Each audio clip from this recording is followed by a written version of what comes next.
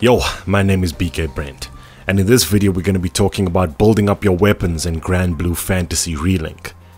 At present, each character has 6 different weapon types, and each weapon has a hard max level cap of 150.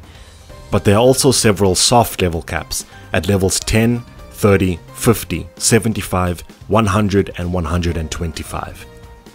When you level up a weapon, you use a material called Fortitude Shards. And when its weapon level reaches one of the soft caps, you will then have to use various other materials to uncap the weapon so that you can continue leveling it up.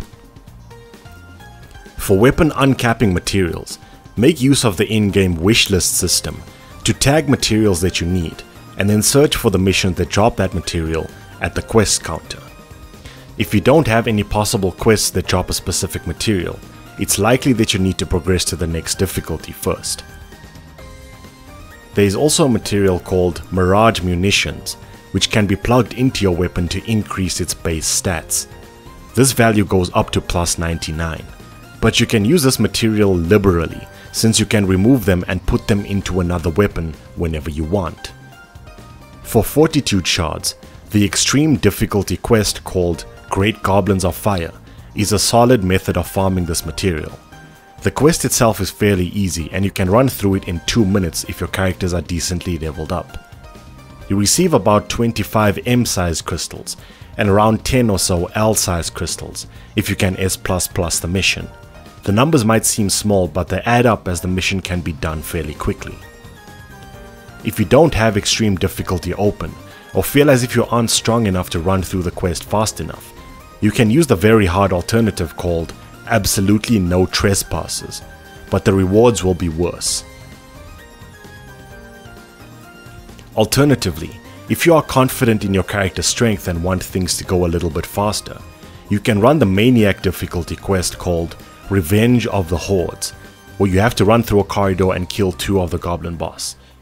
This one can be done in around 4 minutes depending on your character's strength.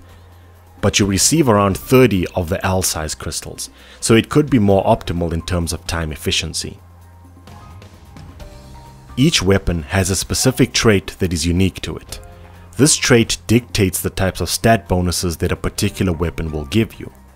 Each character has variations of the same types of weapon traits, being Defender, Executioner, Stinger, Stunner, and a unique one called Ascension weapon.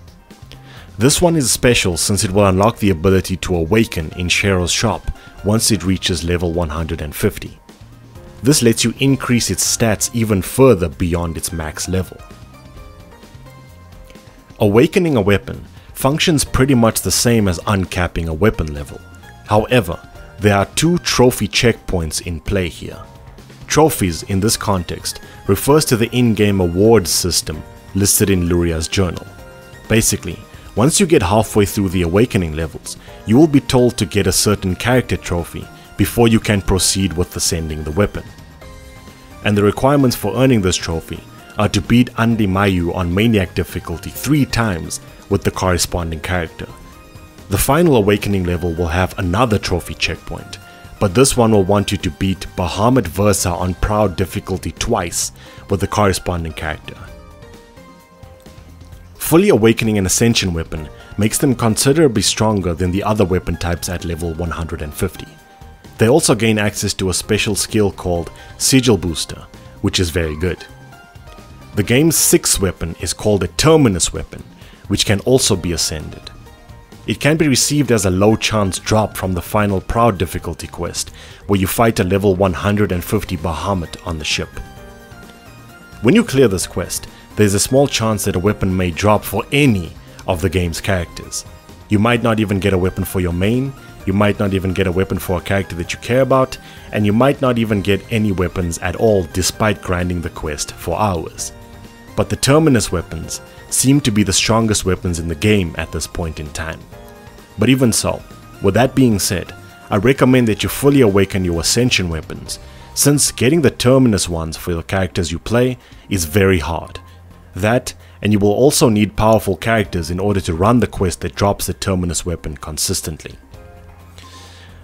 Alright, I think that's about it. I hope that this video helps and sheds some light on how weapon growth works in this game. This was BK Brent and Korewa Game Deat Demo. I'll see ya.